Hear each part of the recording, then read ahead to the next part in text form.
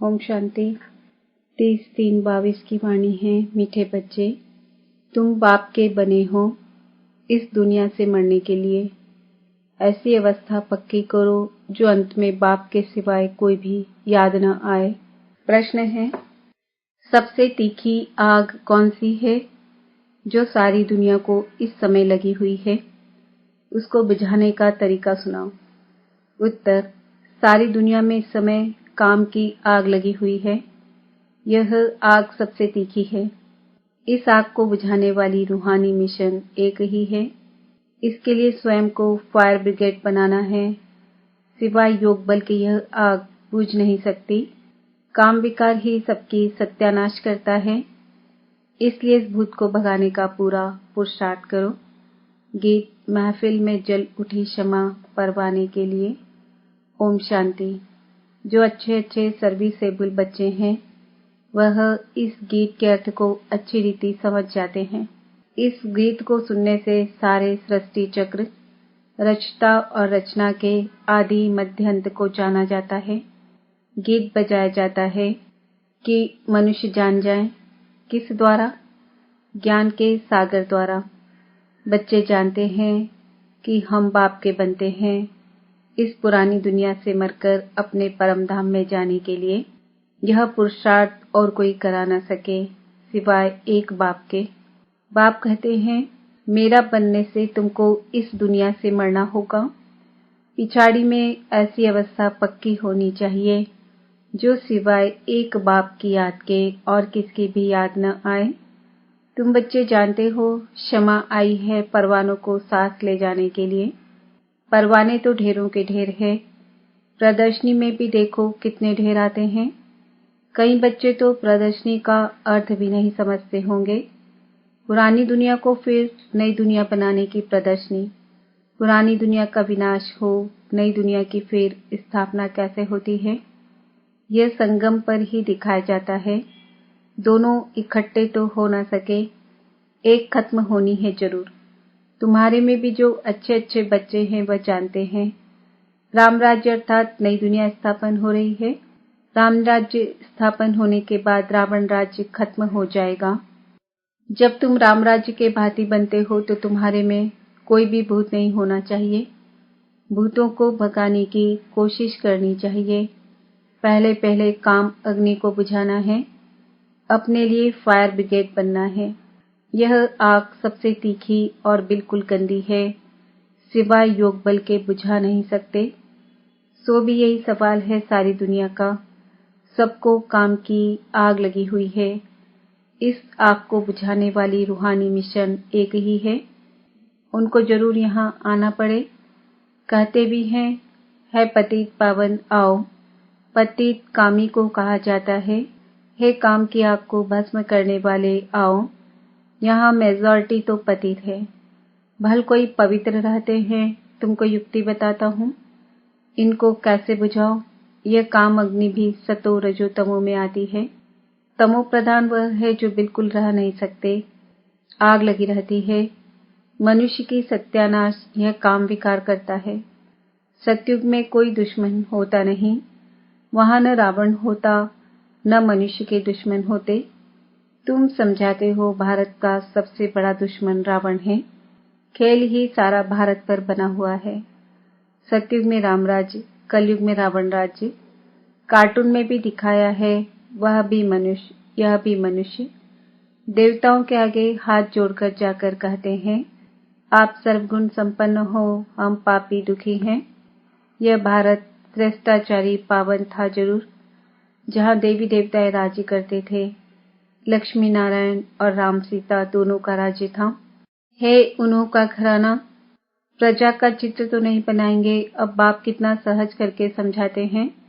समझाकर फिर कहते हैं, बुद्धि में धारणा होती है ना, जैसे मेरी बुद्धि में धारणा है। झाड़ ड्रामा की नॉलेज हमारे पास है, इसलिए मुझे ज्ञान का सागर कहते हैं। सृष्टि के आदि मध्य अंत का ज्ञान मेरे पास है। मुझे पवित्रता का भी सागर कहते हैं। पतित पावन भी मुझे ही कहते हैं, जो आकर सारे भारत को पावन बनाते हैं। यह है राजयोग और ज्ञान। बैरिस्ट्री पढ़ते हैं उनको कहेंगे बैरिस्ट्री योग, क्योंकि उस पढ़ाई से ही बैरिस्टर बन जाते हैं। यह बाप कहते हैं तुम बच्चों को आकर राजयोग सिखाता हूँ। राजाएं भी सब भगवान को याद करते हैं। भगवान से क्या मिलेगा? जरूर स्वर्ग का वर्षा मिलना चाहिए। तुम सबसे पूछते हो कि परमपिता परमात्मा का परिचय है। वह बाप रचयिता है तो जरूर स्वर्ग रचता होगा, और स्वर्ग की राजाई देते हैं जो हम बच्चों को मिली थी, अब नहीं है, फिर ले रहे हैं। जैसे कल पहले भारतवासियों ने ली थी, अब फिर से भारतवासियों को लेनी है। तुम बच्चे भी पूछते हो चलेंगे बैकुंठ, भगवान से नई दुनिया का वर्षा लेंगे। भारत को ही वर्षा मिला था, अब नहीं है, और कोई को तो मिल न सके, क्योंकि भारत ही भगवान की जन्मभूमि है। तो चैरिटी बिगिंस एट होम, यहाँ वालों को ही देंगे। परंतु बहुत बच्चियां समझा नहीं सकती है। बहुत बच्चों को साक्षात्कार भी कराते हैं, दिखाते हैं तुम वैकुंठ के प्रिंस प्रिंसेस बनते हो। भारत ही भगवान की जन्मभूमि है, तो चैरिटी बिगिंस एट होम यहाँ वालों को ही देंगे। परंतु बहुत बच्चियां समझा नहीं सकती है। बहुत बच्चों को साक्षात्कार भी कराते हैं, दिखाते हैं तुम वैकुंठ के प्रिंस प्रिंसेस बनते हो। यह है ही मनुष्य से प्रिंस बनने की पाठशाला। प्रिंस बनना व राजा बनना एक ही बात है। यह साक्षात्कार होता है कि पुरुषार्थ कर ऐसा बनो, बाप की श्रीमत पर चल पुरुषार्थ करो। सिर्फ कृष्ण को देखा यह कोई बड़ी बात नहीं है। ऐसे तो आगे बहुत देखते थे, फिर चले गए। साक्षात्कार हुआ फिर पढ़ते नहीं हैं, ऐसा बनते नहीं हैं। इतना पुरुषार्थ नहीं करते क्योंकि भूतों का वार है। देह अभिमान का कड़ा भूत है। बुद्धि में रहना चाहिए कि खेल पूरा होता है। हमने 84 जन्मों का पाठ पूरा किया, अब हम यह पुराना चोला छोड़ता हूँ। यह भी सिर्फ याद पड़ जाए तो अहो भाग्य, खुशी का पारा चढ़ा रहे। अब हम जाते हैं वापस मुक्ति धाम में। यह किसकी भी बुद्धि में बैठ नहीं सकता। भल सन्यासी वह कहते हैं हम शरीर छोड़ ब्रह्म में लीन हो जाएंगे, परंतु तत्व को याद करने से विकर्म विनाश नहीं होंगे, तो जा कैसे सकते हैं? ले जाने वाला है ही एक राम, सभी बच्चों को ले जाएगा। आपे ही तो कोई जा नहीं सकता। पुरुषार्थ करते हैं क्योंकि इस दुनिया में रहना अच्छा नहीं लगता। कोई फिर कहते हैं हम इस नाटक में आए ही नहीं। अनेक मतांतर है। गुरु गोसाई आदि करोड़ों के अंदाज में है। सबकी अपनी अपनी मत है। भल कहते हैं आपका ज्ञान बहुत अच्छा है। बाहर गए और खलास। आते तो बहुत हैं, परंतु उनकी तकदीर में नहीं है। इतना मर्तबा छोड़कर आवे, यह नहीं हो सकता है, इसलिए गरीब ही उठाते हैं। यहाँ तो आकर बच्चा बनना पड़े। कोई सन्यासी गुरु इतने सब फॉलोअर्स को छोड़ आवे, बड़ा मुश्किल है। सो भी ये प्रवृत्ति मार्ग मेल फीमेल दोनों को इकट्ठा रहना पड़े। निश्चय बुद्धि वालों की झट परीक्षा ली जाती है। देखे गुरु पना छोड़ते हैं, बाबा का बनना पड़ता है ना। बाबा किसको भी समझाने का सहज उपाय भी समझाते हैं। सिर्फ पूछना है परम पिता परमात्मा से तुम्हारा क्या संबंध है। वह जरूर मुक्ति जीवन मुक्ति देंगे। मनुष्य मनुष्य को दे ना सके। बाबा से वर्षा लेने के लिए आकर सीखना पड़े। श्रीमत जो कहेगी सो करेंगे। पहले पहले निश्चय बुद्धि चाहिए, फिर श्रीमत जो मिले। पहले पहले परिचय ही बाप का देना है। ढेरों के ढेर आते हैं, कहते हैं यह बहुत अच्छी चीज है, परंतु खुद थोड़े ही खड़े होते हैं, सिर्फ अपनी राय देकर चले जाते हैं। यह मालूम नहीं पड़ता कि ये किसकी मत पर चल रहे हैं। कहते हैं ऐसी प्रदर्शनी तो जगह जगह होनी चाहिए, मत देने लग पड़ते हैं। अरे ईश्वर को थोड़ी ही मत दी जाती है, परंतु प्रैक्टिस पड़ी हुई है मत देने की। बाकी खुद बैठ समझे यह नहीं। यहाँ कोई मत देनी नहीं है, श्रीमत पर चलना है। पहले बाप का बनना है, फिर वह जो श्रीमत दें कि ऐसे कोई को समझाओ।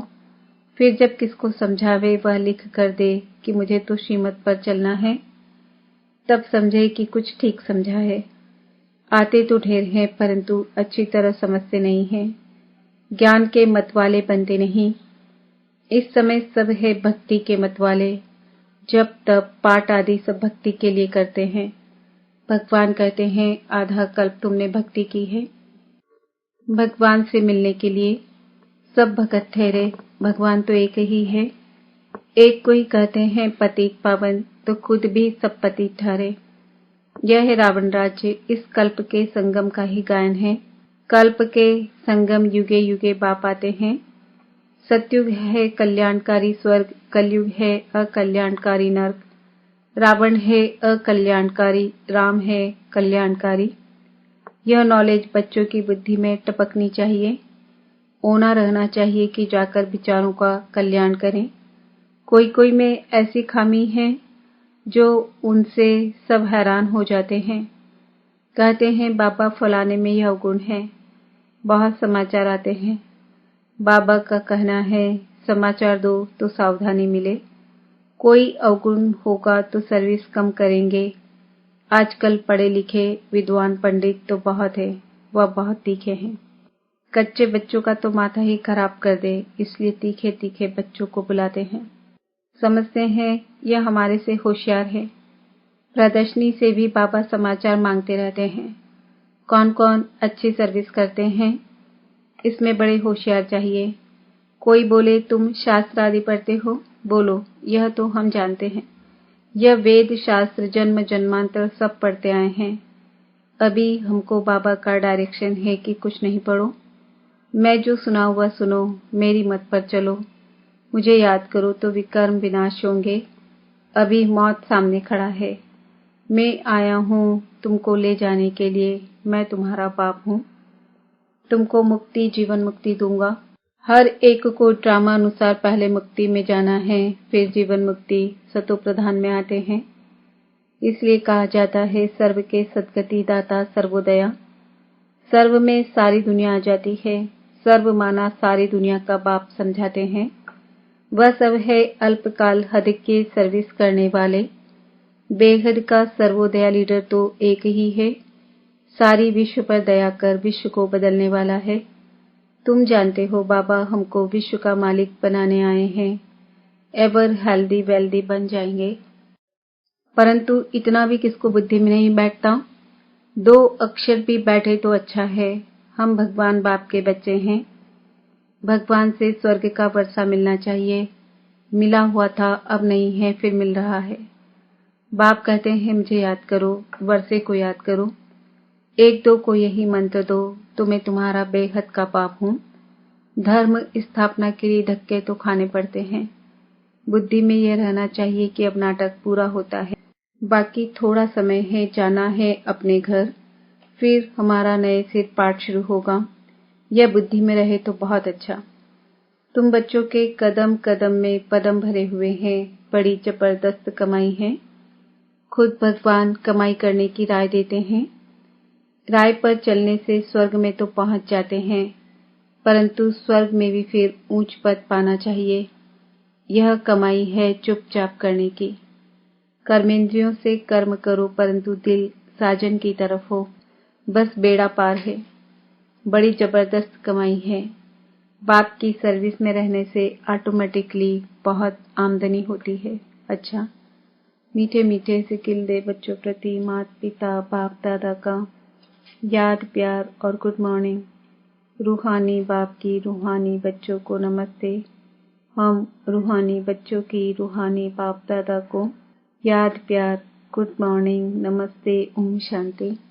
धारणा के लिए मुख्य सार। अब ये नाटक पूरा हुआ। हमें वापस मुक्ति धाम में जाना है। इस खुशी में रह पुरानी देह का अभिमान छोड़ देना है। एक बाप की मत पर चलना है। बाप को अपनी मत नहीं देनी है।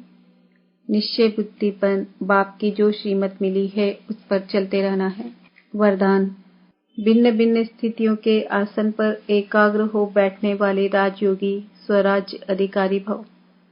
राजयोगी बच्चों के लिए भिन्न भिन्न स्थितियां ही आसन हैं। कभी स्वमान की स्थिति में स्थित हो जाओ, तो कभी फरिश्ते स्थिति में, कभी लाइट हाउस माइट हाउस स्थिति में, कभी प्यार स्वरूप लवलीन स्थिति में। जैसे आसन पर एकाग्र होकर बैठते हैं, ऐसे आप भी भिन्न भिन्न स्थिति के आसन पर स्थित हो। वैरायटी स्थितियों का अनुभव करो।